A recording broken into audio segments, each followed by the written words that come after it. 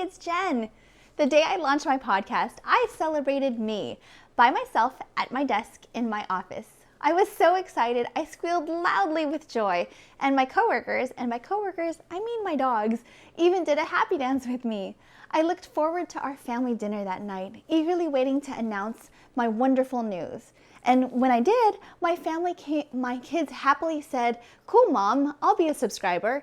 And my husband got up, gave me a giant hug, and said, "You did it, honey. I'm so proud of you." And I knew that they were happy for me. I knew that they were excited for me. I knew that they were very proud of me. And while that definitely made me feel good, what made me feel even better was that I was happy for me. I was excited for me. I was proud of me.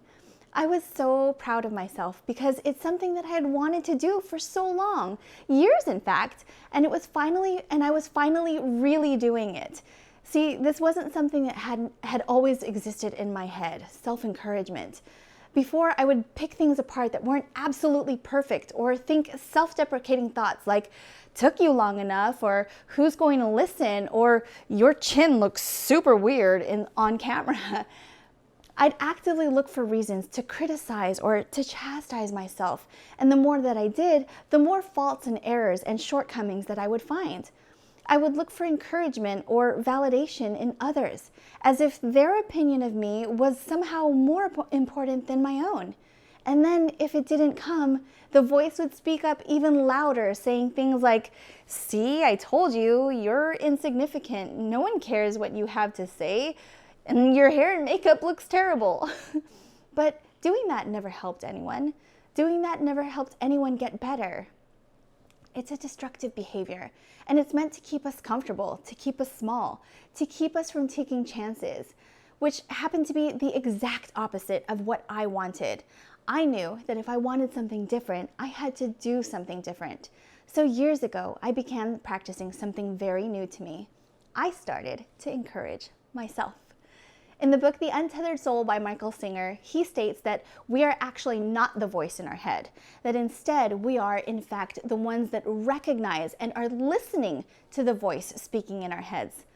Armed with this new perspective, I started to call out that voice whenever it would surface, and I started to tell it that it was wrong and tell myself that I was amazing, that I was wonderful and smart, and that my voice was needed. I spoke love and encouragement to myself. I began to celebrate me, exactly as I am, exactly where I was. And I became my own hype man. I became my own cheerleader. And it made my life experience so much more incredible. I began to actively look for reasons to celebrate.